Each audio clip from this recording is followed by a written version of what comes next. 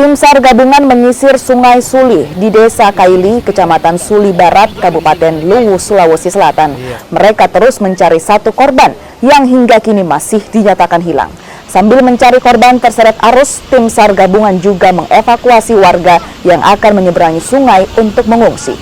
Wilayah Luwu hingga pencarian hari keempat atas nama Muti Mita, usia 5 tahun, berjenis kelamin perempuan.